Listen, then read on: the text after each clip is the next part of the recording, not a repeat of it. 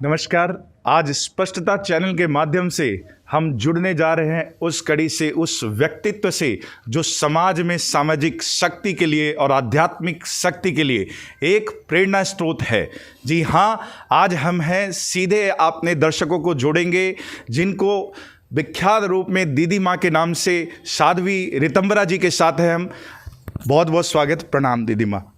हम स्पष्टता चैनल के माध्यम से चाहेंगे कि आप दर्शकों को, युवा पीढ़ी को आज बहुत ज़रूरत है। कहते हैं कि जहां धर्म है वहीं जीत है।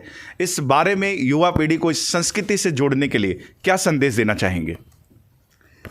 रवि जी, सबसे पहले तो आपका जो न्यूज़ चैनल है स्पष्टता, यही बड़ा संदेश देता है।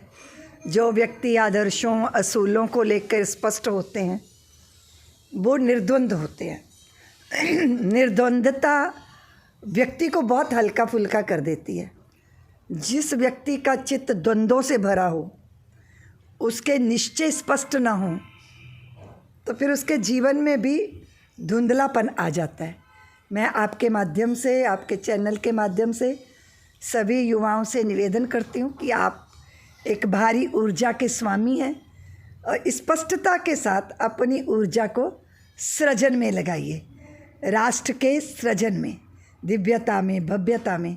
अब देश का सृजन व्यक्ति के सृजन से होता है, इसलिए हम अपने व्यक्तित्व का निर्माण इस तरह करें कि हमारी उपयोगिता, सदुपयोगिता राष्ट्र के लिए हो और हम सब नागरिकों की वजह से देश धन्य हो, महान हो। जी एकदम। कहा जाता है कि हम जहाँ पर जतः धर्मो ततः जय, तो इस तरफ बढ़ते हुए हम जानना चाहेंगे कि जो युवा पीढ़ी है, जिसमें आप बता रहे कि एक धुंधलापन है, उस निश्चलता से ऊपर आना है, कैसे आप दर्शकों को बताएंगे इस युवा पीढ़ी को कि आज वो किस चीज़ का स्मरण करे, किस मार्गों पर चले, किन मार्गों का अनुसरण करें, ताकि आने वाले भविष्य को, आने वाली एक पीढ़ी को एक नया भारत, एक नया संकल्पित भारत, एक नया सुदृढ़ भारत दे सके? ऐसा है कि धर्म ग्रंथ और संतों की वाणी ये पथ प्रशस्त करती है। भटके हुए पथिक को पथ दिखाने वाली या तो वेदवाणी है या संतवाणी है। उनके माध्यम से, उस सत्संग के माध्यम से आप जानते हो कि संग बड़ा प्रभाव डालता है। एक छोटी सी बूंद अगर गरम तवे पे गिरती है तो जल जाती है। वो छोटी सी बूंद पत्ते पे गिरती है तो ओसकण बन जाती है। वो छोटी सी बूंद रेत में गिरती है तो रेत में खो जाती है। वो छोटी सी बूंद अगर नागराज के मुख में गिरती है तो जहर बन जाती है। वो छोटी सी बूंद किसी सीपी में गिरती है तो मोती बन के प्रकट हो जाती है। बूंद तो वही है, पर संग का उस पर बड़ा प्रभाव पड़ता है। इसीलिए युवा पीढ़ी को या कोई भी व्यक्ति हो, उसे देखना चाहिए वो कैसे लोगों का संग कर रहा है। वो जिनका संग कर रहा है उनमें स्पष्टता हो, उनमें दृढ़ता हो, उनमें धर्म निष्ठा हो, उसका प्रभाव हम पे पड़ता है। आप मानो चाहे ना मानो, वातावरण का, संगत का प्रभाव हम पे पड़ता है। जानना चाहेंगे, जैसा कि समाज आपको एक बहुत बड़े आध्यात्मिक स्रोत के रूप में भी देखता है और आज आप समाज में गौ माता की सेवा के प्रति एक सजग प्रहरी का एक साक्षात उदाहरण है। मैं चाहूँगा कि आप दर्शकों तक कुछ ऐसे संदेश भी दें कि गो भक्ति जागे और कहीं ना कहीं आपको नहीं लगता कि गौ माता की रक्षा के लिए हमें एक संदिग्ध ऐसे कानून की एक व्यवस्था है, ज़रूरत है, आवश्यकता है? हाँ, बिल्कुल आवश्यकता है। कानून की भी आवश्यकता है, लेकिन हिंदू समाज की जिम्मेदारियों की भी आवश्यकता है।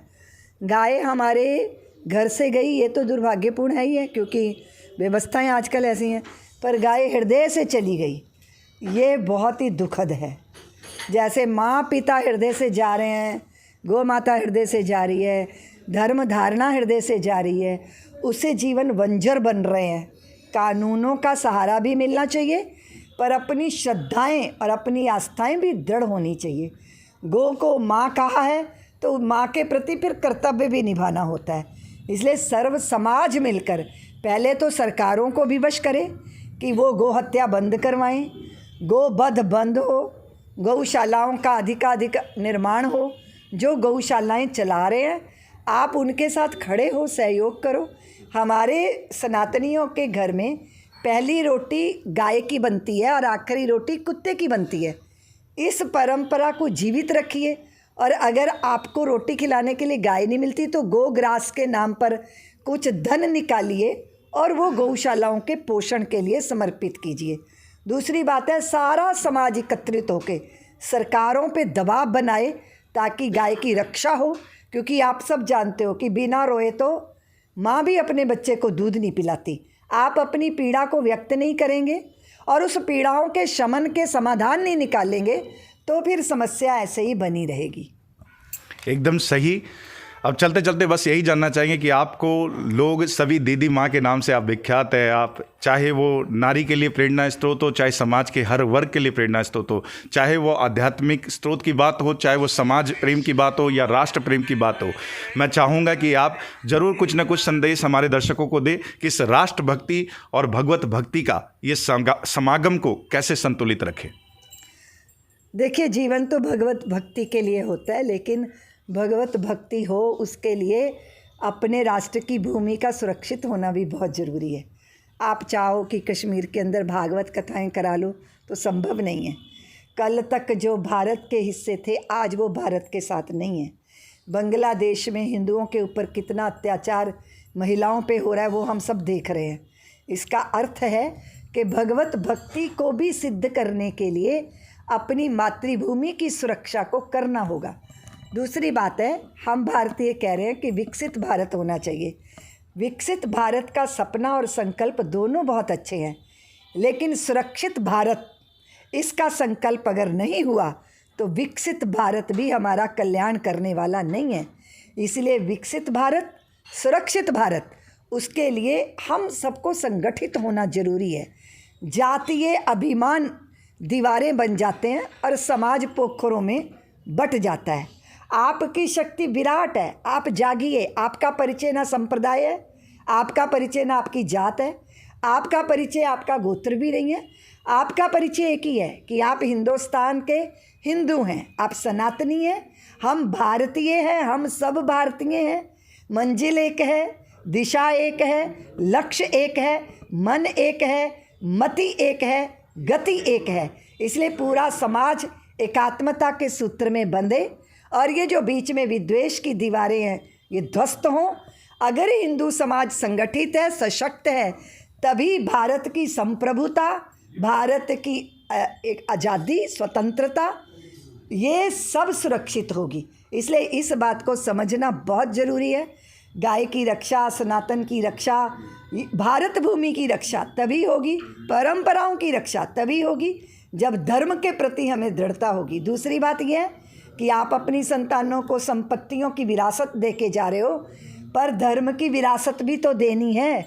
बड़े बड़े विशाल मंदिर बना रहे हो, पर युगों युगों तक इन मंदिरों में आपकी संतानें आके माथा झुकाती रहें, ये संस्कार भी तो प्रबल करना है। इसलिए राज्य अपने काम करते हैं पर राष्ट्र अपना काम करे। हम सब नागरिक देश के राष्ट्र हैं। राष्ट्र को गतिशीलता चाहिए, एकात्मता चाहिए, सक्रियता चाहिए, सजगता चाहिए। ये सारे गुण हम में होने चाहिए। इसलिए तेरा वैभव अमर रहे माँ के मंत्र गुंजाइए, लेकिन इस वैभव के साथ दिव्यता को मत भूलिए। इस दिव्यता युक्त वैभव की सुरक्षा को भी मत भूलिए। इस बात की सजगता बहुत जरूरी है। बहुत बहुत धन्यवाद। हर खबर स्पष्टता के साथ देखने के लिए बने रहे स्पष्टता न्यूज़ पर।